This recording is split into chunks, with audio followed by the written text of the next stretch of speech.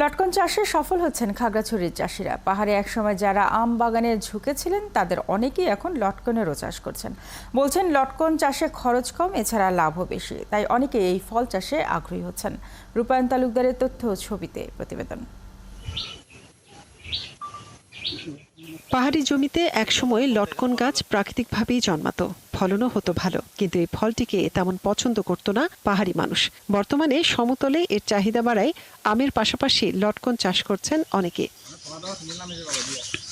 খাগড়াছড়ি সদর উপজেলার জগৎজীবন চাকমা ও সুমন চাকমা গড়ে তুলেছেন লটকনের বাগান। হোমিও চিকিৎসক জগৎজীবন চাকমা এবছর 200-রও বেশি গাছ থেকে ফল পেয়েছেন 3 টনেরও বেশি, আর ডিপ্লোমা চিকিৎসক সুমন চাকমার বাগানের 600 গাছে এবার ফল ধরেছে, যা পাইকারিতে 80 থেকে 100 টাকায় বিক্রি করছেন। পড়াশোনার সুবাদে যখন আমি নরসিংদীতে যাই, তখন শিবপুরে দেখলাম যে লটকন আসলে জঙ্গলে ফল হলেও প্রচুর পরিমাণে এগুলো চাষ হয়।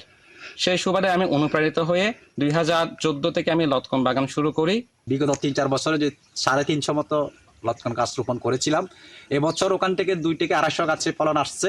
অন্যদিকে দীঘিনালার 5 নম্বর বাবুছড়া ইউনিয়নের সাবেক চেয়ারম্যান পরিতোষ চাকমা তার লটকন বাগানের 50টি গাছ থেকে 70,000 টাকার ফল বিক্রি করেছেন। আগামী বছরে আরো লটকন বাড়বে, গাছও বাড়বে, যেগুলোতে ফলন দিচ্ছে সেগুলো ফলন বাড়বে। খাগড়াছড়ি ফলদ বাগান মালিক সমিতির প্রতিষ্ঠাতা জানান, এই ফল চাষে খরচ কম, লাভ বেশি, তাই আগ্রহীদের লটকন বাগান করার পরামর্শ তার।